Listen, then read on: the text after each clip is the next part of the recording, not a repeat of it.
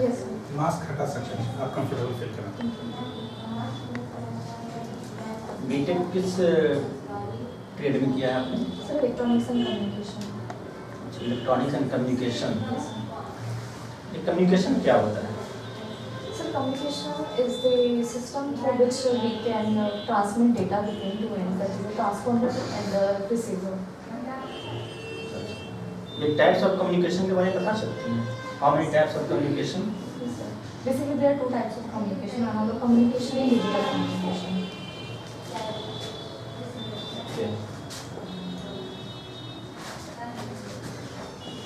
You were an engineer. Yes, sir. Why you opted Bihar Administrative Service first choice? Sir, administrative services is the highest of the services of a state. So, that's why. आप कुछ बताइए। Sir, I got inclination towards contributing to society through social services and through civil services, and that's why I tried to attend Bihar services, civil services exam. And here I'm studying. What will be your priority after getting the job in administration? Sir, my main priority area will be to strengthen the women and children of the society. So my main inclination is that. Okay. How will you strengthen women and children? What will you do? Yes, sir. So at my end, the task will be to better implement the policies led by the government and to bridge the gap between people and the officers, so their problems and challenges can be heard if they are facing any kind of issues while getting the services of those policies. What is software? Can you define software? Yes, sir. So software is basically a system through which we connect the hardware and operating system. That is defined as software.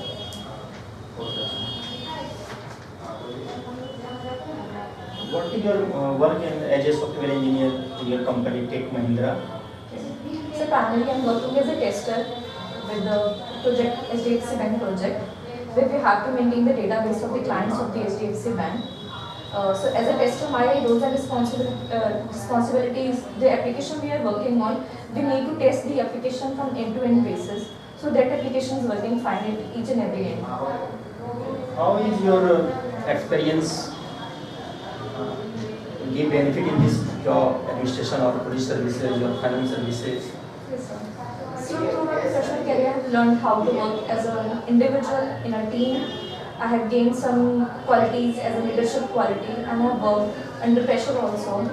So those are the qualities that I have learned from working in professional environment. So that will be applicable in my civil services also. Do you know about water management? Yes, sir. Suppose you are chief secretary in Bihar. Yes, sir. How will you instruct and lower officers such like DM, SDM to manage water for Bihar, for irrigation or other facilities? So for this, our task should be that water in any area should not be polluted at any level. We need to make sure that the wastage at any point in society is not letting the rivers and lakes go dirty. That is one of the main problems. Secondly, we need to have functionally public, I would say, taps. It should be functionally available. Third, sir, we need to manage the flood river, whatever flood water came every year. We need to have strategies that we can store or we can divert those water to the proper canals or channels through which we can efficiently use those water also, sir.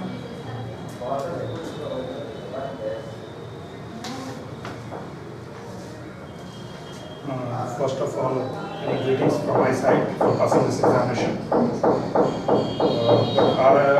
want to know at first that you have studied well in your engineering career, presently doing a job in a multinational company, or say, yeah, it's a multinational company.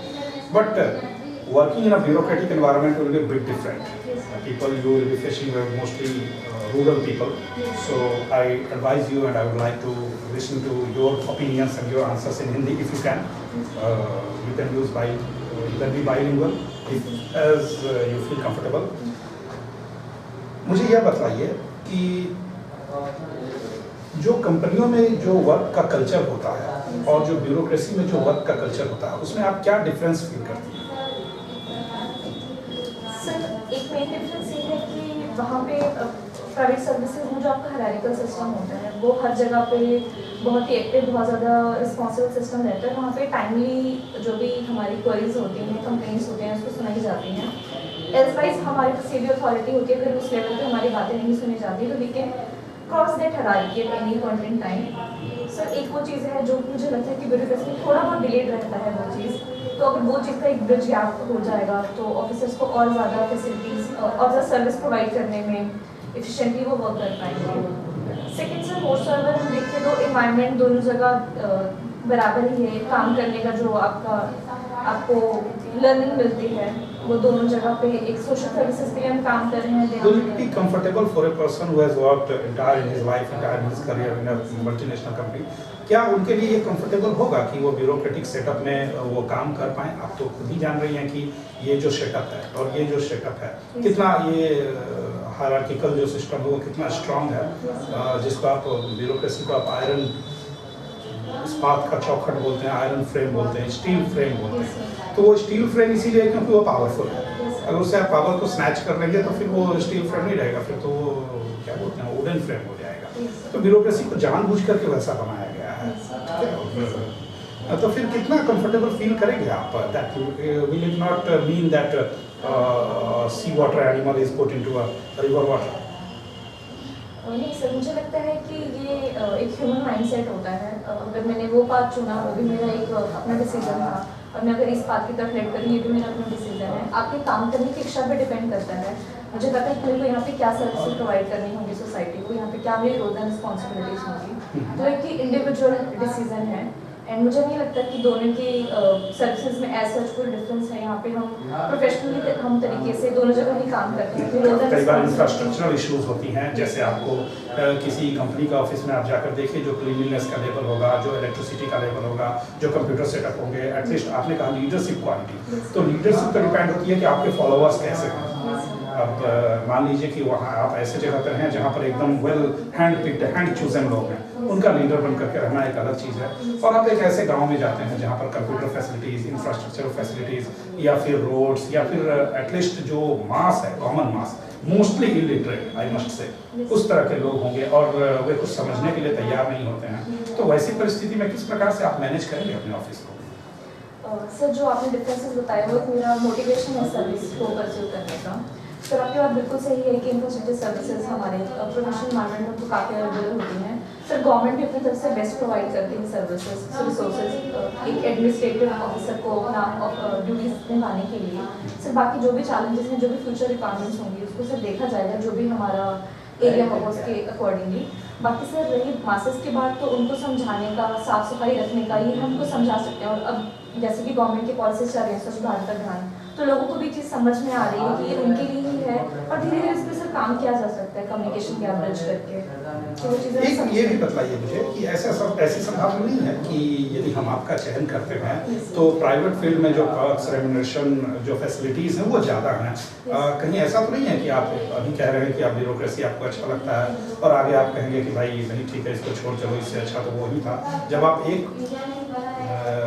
आप एक job के लिए comfortable feel नहीं कर रहे हैं, फिर आप उसको छोड़ करके इधर क्यों आना चाह रहे हैं? सर जो हमारा काम है एज एन एमएनसी में सॉफ्टवेयर इंजीनियर, सर वो एक सिस्टम पे बैठने वाला, एक क्लाइंट को सेटिस्फाई करने वाला उनके प्रोजेक्ट के हिसाब से काम है, जो कि मुझे कहीं ना कहीं अपने पर्सनालिटी के हिसाब से, अपने फ्यूचर एस्पिरेशन के हिसाब से लिमिटेड लगता है। तो वहाँ पे सर करियर ग्रोथ ज़्यादा से ज़्यादा यही है कि हम सॉफ्टवेयर इंजीनियर से टेस्टर लीड बन जाएंगे, प्रोजेक्ट मैनेजर बन जाएंगे, वीज़ा अपॉर्चुनिटीज़ हो सकती हैं हमारे लिए। बट सर सोसाइटी को सर्व करने का और अपनी इंडिया को सर्व करने का जो मोटिवेशन है टुवर्ड स्पेशली जो मेरा गोल है वुमेन एंड चिल्ड्रन डेवलपमेंट के लिए, सर वो एक बहुत ही अलग फील्ड है। तो ये मेरा बहुत कॉन्शियस डिसीजन है। मुझे चैलेंजेस अपॉर्चुनिटीज़ पता है इस फील्ड के भी, तो ऐसा नहीं होगा कि मैं वहाँ पे दोबारा जाना चाहूँगी। मुझे इसमें ही अपने आप को कंट्रीब्यूट करने का। एक बात बताइए, जब आप गवर्नमेंट ब्यूरोक्रेटिक सिस्टम की बात करते हैं तो एक चीज़ आता है कि लेथार्जीनेस या डायरेक्शन ऑफ ड्यूटी की बात होती है, दूसरा वर्ड एक आता है करप्शन। ठीक है, क्या प्राइवेट सेक्टर में करप्शन है, और करप्शन है तो ये गवर्नमेंट सेक्टर से किस प्रकार है? सर बिल्कुल सर, प्राइवेट सेक्टर में भी करप्शन देखने को मिलता है, बट हम जैसे कि देखो सर, रिक्रूटमेंट लेवल पे करप्शन हो सकती है, जो फंडिंग मिलती है क्लाइंट की तरफ से उस पर करप्शन हो सकता है, चीप सोर्सेज को एम्प्लॉय करके जो कंपनी में पैसे बचा सके, इस तरीके के सर होते हैं। मोस्ट ऑफ सर देखा जाए वो कहीं ना कहीं सेम ही हम गवर्नमेंट करप्शन लेवल पे भी देखते हैं, चीज़ों को ट्रांसपेरेंट तरीके से ना दिखाना पड़ता आपने अपनी कंपनी में कहीं करप्शन होते हुए देखा है? सर। मैंने अपनी आंखों से नहीं देखा, मुझे नहीं लगता कि टेक्निकल लेवल पे हमारे सामने ऐसी कोई चीज़ लगाई है। कहीं गवर्नमेंट सेक्टर में कहीं ऐसा कोई अपॉर्चुनिटी मिला आपको देखने का, समझने का या किसी को ड्राइव करने का? सर बिल्कुल सर, मेरे को एक बार एक्सपीरियंस हुआ था जब अपना पासपोर्ट बनवा रही थी, जो फिर पे वो वेरिफिकेशन के लिए आते हैं, तो उन्होंने एक्स्ट्रा पैसे वो मांगते हैं जो पुलिस की तरफ से होता है, तो सर वो एक तरीके की करप्शन ही थी जो वो डिमांड करते हैं अपनी आपकी आपने वेरिफिकेशन। दिया था? सर यस सर, मैंने दिया था, तब मुझे इस चीज़ की अवेयरनेस नहीं थी और काम थोड़ा जल्दी करवाना था। कब की बात है, किसने जाके? सर ये 5 साल पहले। ये बताइए, पब्लिक इंटरेस्ट लिटिगेशन के बारे में आपने सुना है? Yes sir. क्या है ये public interest litigation? Sir public interest litigation एक तरीके से जुडिशियल एक्टिविज्म का मेथड है, जो कि इंडिया में P M Bhagwati justice G के अंडर इनिशिएट किया गया है। ये बताइए, सिटीजन चार्टर क्या होता है?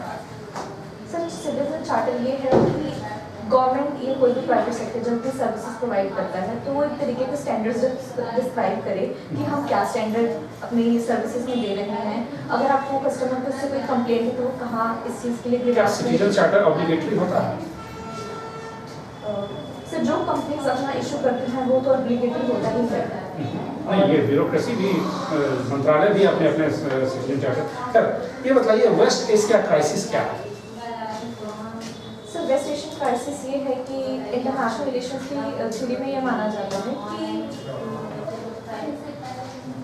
वेस्ट एशिया किस क्षेत्र को कहते हैं? सर जो अरब कंट्रीज का और गल्फ कंट्रीज का नेशन है वो गल्फ कंट्रीज को कहते हैं या फिर इजराइल पैलेस्टाइन को कहते हैं? वेस्ट एशिया क्राइसिस तो स्पेसिफिकली इजराइल पैलेस्टाइन के क्राइसिस के लिए यूज़ किया जाता है। थोड़ा मुझे ये बताइए कि इंडिया का जो फॉरेन पॉलिसी है उसके बेसिक टेनिट्स क्या हैं, उसके सिद्धांत क्या हैं? भारतीय विदेश नीति किन सिद्धांतों पर कार्य करती है? सर भारतीय इंडियन फॉरेन पॉलिसी हमारी पंचशील एग्रीमेंट पे बेस्ड है, गुजरात डॉक्ट्रिन पर बेस्ड है हमारी। इसके अलावा सर हमारी रीजन वाइज पॉलिसीज हैं, जैसे कि एक्टिस पॉलिसी है, कनेक्ट सेंट्रल एशिया पॉलिसी। भारतीय विदेश नीति के निर्धारण में कृष्णा डॉक्ट्रिन क्या है? कोई बात नहीं, ये बताइए, हम लोग पॉलिटिकल साइंस जब पढ़ते हैं तो उसमें तो 2-3 वर्ड आता है, इक्वालिटी, लिबर्टी, ये चीज़ें, तो जस्टिस। ये बताइए कि भारतीय संविधान की प्रस्तावना में भी ये सब शब्द लिखे गए हैं, स्वतंत्रता, समानता और जस्टिस। तो अगर आपको पूछा जाए कि सबसे महत्वपूर्ण शब्द क्या है, स्वतंत्रता, समानता या न्याय, तीनों में से सबसे इम्पोर्टेंट क्या है? सर मुझे लगता है कि जस्टिस एक होलिस्टिक अप्रोच देता है, उसमें हम बाकी चीज़ें भी कवर कर सकते हैं। न्याय दिलाने का अगर हम वेस्टर्न फिलोसफर से ट्रेस करें तो ये एक कॉमन कंसर्न रहा है शुरू से। अगर जस्टिस होगा सर, इक्वालिटी भी होगी, लिबर्टी भी होगी। आप जब वेस्टर्न फिलोसफर्स को पढ़ते हैं तो किस फिलोसफर से आप सबसे ज़्यादा प्रभावित हैं और क्यों? सर मुझे प्लेटो थ्योरीज ज़्यादा अच्छी लगती हैं। सर उनके जो भी उन्होंने थ्योरीज देखी वो अगर हम देखा जाए तो उनके बाद भी कोई उतनी सिग्निफिकेंट एस्पेक्ट की चीज़ों को चेंज करने के लिए नहीं दिया किसी भी थ्योरी दी। उनका जो थ्योरी ऑफ कम्युनिज्म है, थ्योरी ऑफ एजुकेशन है, स्पेशली जैसे हम वुमेन के रोल की हर सोसाइटी में बात करते हैं। किस पुस्तक में प्लेटो के विचार में पढ़ने को मिलता है? सर प्लेटो ने बेसिकली 3 बुक्स लिखी थी, Republic, statesman and law. The spirit of law किसकी रचना है, वो क्यों फेमस है? मैं भी रिकॉल नहीं कर रहा। मॉन्टेस्क्यू। यस। तो द स्पिरिट ऑफ लॉ क्या, किस वजह से फेमस है? आपने, ठीक है, आपने सेपरेशन ऑफ पावर की थ्योरी पढ़ी है? Yes sir. क्या है ये और भारतीय संविधान में किस रूप में वर्णित है? सेपरेशन ऑफ पावर ये है कि जो सोसाइटी स्टेट के जो तीनों डिपार्टमेंट्स होते हैं, विंग्स होते हैं, legislature, executive and judiciary, sir इनके रोल्स को, इनके पावर्स एंड फंक्शंस को हमेशा सेपरेट करके रखना चाहिए ताकि इफेक्टिवली। ये बताइए, भारतीय संविधान में एक आर्टिकल है जो कहता है कि राज्य कार्यपालिका को न्यायपालिका से पृथक करेगा। ये आर्टिकल परहैप्स 50 है। ये बताइए, ये क्यों नहीं कहता कि विधायिका को कार्यपालिका से पृथक करेगा, मतलब कि एग्जीक्यूटिव को लेजिस्लेटिव से अलग करेगा, ये क्यों नहीं कहता? ये क्यों कहता है कि एग्जीक्यूटिव को जुडिशियरी से अलग करेगा? सर, इंडियन जो सिस्टम है वो पार्लियामेंट्री सिस्टम है, जहाँ पे लेजिस्लेचर एग्जीक्यूटिव का हम कॉमन पॉइंट्स भी देखते हैं। लेजिस्लेचर जो है, एग्जीक्यूटिव जो है वो लेजिस्लेचर को रिस्पॉन्सिबल है, तो इस वजह से सर कहीं ना कहीं उनके फंक्शंस में कुछ कॉमन। थोड़ा मुझे ये बताइए कि जो पंचायती राज व्यवस्था और जो नगर पालिका है, जो स्थानीय स्वशासन, लोकल सेल्फ गवर्नमेंट की हम बात करते हैं, वो उसके मेजर विषय क्या क्या है, और पंचायती राज व्यवस्था पे भारत में क्या काज किया गया है? मेजर इनकी इशू, मेजर सब्जेक्ट्स ये हैं कि पंचायत लेवल पे, म्यूनसिपैलिटी लेवल पे हमने उनको डिवाइड किया है, उनके फंक्शन 3 टियर पंचायत हैं, 3 टियर म्यूनसिपैलिटीज हैं, जिसमें हम जो मेंबर्स होते हैं उनका डायरेक्टली एंड इनडायरेक्टली इलेक्शन करते हैं, उनका टेन्योर हम बताते हैं। रूरल सेल्फ गवर्नमेंट के सही बेसिकली इनिशिएटिव था, जहाँ पे रूरल मासेस को या रूरल लेवल पे हम अर्बन लेवल पे रूरल पर मुझे एक बात बताइए, यदि मान लीजिए कि हम डीएसपी के लिए आपका चयन करते हैं और आपके जहाँ पे आपकी पोस्टिंग है वहाँ एक स्त्री पुरुष आपके पास आते हैं और वे बार बार बतलाते हैं, एक स्त्री कंप्लेन करती है पुरुष के बारे में कि ये व्यक्ति मुझे बार बार परेशान करता है, मुझे छेड़ता है और मुझे कई तरह से हैरास करता है।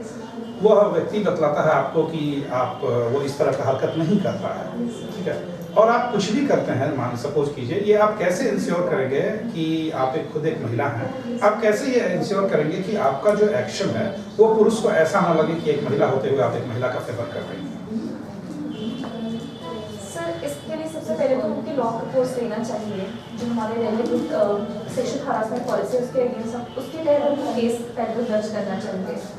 उसके अलावा से उसमें हम इन्वेस्टिगेट करेंगे कि जो चार्जेस लगाए जा रहे हैं ये सही है या नहीं है सर। और जो हमारी लोकल कमेटी बनती है इसके लिए सर, उसमें न्यूट्रल मेंबर्स होते हैं जो कि उसको एजुकेट करने के लिए, मेरा वहाँ पे रोल होना ज़रूरी नहीं है, वो मेंबर्स डिफाइंड होते हैं कमेटी में, तो सर उनकी तरफ से जो डिसीजन आएगा उसके बेसिस पे एक्शन लिया जाएगा। क्वाड क्या है, बता सकते हैं क्वाड का? यस सर, सर क्वाड एक स्ट्रेटेजिक इनफॉर्मल ग्रुप है बिटवीन 4 नेशंस, इंडिया का, यूएसए का, ऑस्ट्रेलिया का एंड जापान का। Sir basically Indo Pacific region की security and freedom of navigation की, फ्रीडम ऑफ सीज के लिए है। What is the difference between NRC and CA? Sir ये basically sir citizenship act amendment act है and second is national register of citizens. Sir दोनों में difference ये है कि सिटीजनशिप अमेंडमेंट एक्ट के लिए जो दिसंबर 31 2016, सॉरी सर, मैं टेबल को रिकॉल द एग्जैक्ट डेट, उसमें एक कट ऑफ डेट बताया गया जिसमें 3 नेशंस, अफगानिस्तान, पाकिस्तान, बांग्लादेश से जो इलीगली इमिग्रेंट्स रह रहे थे इंडिया में काफ़ी टाइम से, सर उनको हम on the basis of certain criteria हम सिटीजनशिप देने की बात करते हैं ताकि वो नागरिक बन सके और हमारी इकोनॉमी में कंट्रीब्यूट भी कर सकें, जो कि अभी तक वो अपने भी सोशल इकोनॉमिक राइट्स प्रिवेल नहीं कर पा रहे थे और गवर्नमेंट के लिए भी उनको राइट्स देना फिजिबल नहीं हो पा रहा था। Sir national register of citizens है कि ये ऑल इंडिया लेवल पे एक रजिस्टर रिकॉर्ड बनाने की बात करी जाती है जहाँ पे हर सिटीजन का डेटा होगा, एक कुछ क्राइटेरिया। ये हुआ इतनी अभी भारत में एनआरसी? सॉरी सर, एनआरसी अभी भारत में हुआ है या नहीं? सर नहीं, इसका असम में सर एनआरसी हुई थी, ऑल इंडिया लेवल पे नहीं। अच्छा, असम में ये एनआरसी किसने कराया था, बता सकते हैं? Supreme court. यस सर, अब सुप्रीम कोर्ट की जुरिसडिक्शन के अंदर। कौन सा आर्टिकल था वो जिस आर्टिकल के अंतर्गत ये कार्य कराया गया था? सर आर्टिकल 5 के अंदर, आर्टिकल 5 को रिलेटेड। Only article 5? श्योर है? सर 5 to 11 हमारा सिटीजनशिप रिलेटेड आर्टिकल्स के साथ डील करते हैं। तो वहाँ पे जो आर्टिकल्स हैं 5 to 11, तो वहाँ जो कॉन्स्टिट्यूशन हमारा 27% हुई। सर लॉकडाउन के खुलने के बाद, ईज ऑफ होने के बाद हम इंडिया की इकोनॉमी को बढ़ता हुआ देख रहे हैं एंड 2020 to 21 का ये ऐसा एस्टिमेट है कि इंडिया अपना 11% रिकवर कर जाएगी इकोनॉमी।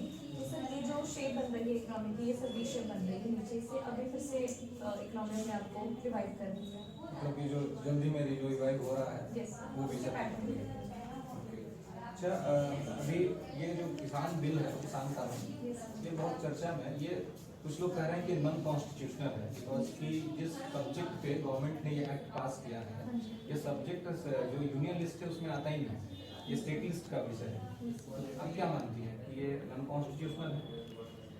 सर जो एग्रीकल्चर एज अ सब्जेक्ट है वो स्टेट लिस्ट है।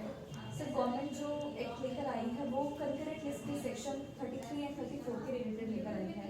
सर जिसमें सेंट्रल गवर्नमेंट के पास या स्टेट गवर्नमेंट के पास दोनों के पास अथॉरिटी है कि प्राइस कंट्रोल मैकेनिज्म लेकर आ सकते हैं, फिर ट्रेड एंड कॉमर्स के लिए सर रूल्स बना सकते हैं। तो सर गवर्नमेंट जो एक्ट लेकर आई है वो इस सेक्शन के थ्रू लेकर आई है एंड उनका एरिया भी कन्फाइंड है इसी तक। सर 2-3 रीजंस हैं। मेनली इसका ये कंसर्न है कि फार्मर्स को ऐसा लगता है कि कॉर्पोरेटाइजेशन हो जाएगा एग्रीकल्चर का। सेकंड सर ये है कि शायद एमएसपी को नल करने का शायद ये उनका फियर है। सर ये बेसिकली ये है। और थर्डली उनको लगता है कि अगर वो एग्रीमेंट को फुलफिल नहीं कर पाएंगे तो मे बी उनके लैंड राइट्स चले जाएं। तो ये सर उनका फियर है। ठीक है, अभी रिपब्लिक डे हम मना रहे थे, सेलिब्रेट कर रहे थे और उसी टाइम कुछ इंसिडेंट हुआ। Yes, ये क्या होता है रिपब्लिक? सर जिस दिन भारत का संविधान अडॉप्ट किया गया था जनवरी 26, 1950 को, उस दिन के लिए हम अडॉप्ट हुआ था या एग्जीक्यूट हुआ था? सर एग्जीक्यूट हुआ था सर। हाँ, ठीक है। क्या बता रहे थे बोलिए। सर उस दिन के लिए हम ये रिपब्लिक डे मनाते हैं। तो क्या जिस किसी के पास भी अपना संविधान होगा या लागू किया होगा वो सब लोग रिपब्लिक होंगे? सर यस, रिपब्लिक कॉन्स्टिट्यूशन जो भी अडॉप्ट करते हैं वो रिपब्लिक होता है। रिपब्लिक के आगे टाइप्स होते हैं सर। अच्छा, आप ऑस्ट्रेलिया को रिपब्लिक कंट्री मानते हैं? मीनिंग क्या है रिपब्लिक का? सर गणतंत्र का मतलब ये होता है कि जो हेड ऑफ द स्टेट होगा उसकी इलेक्शन पे डिपेंड करता है क्या वो इलेक्टेड है या वो मोनार्कियल है। तो सर इस चीज़ पे डिपेंड। तो मेन चीज वही।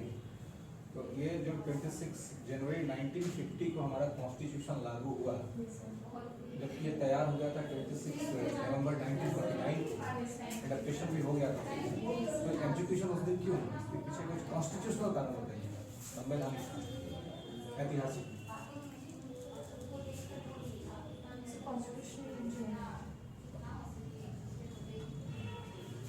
चलिए अपने भी शेप ग्रोथ के बारे में बात किया था।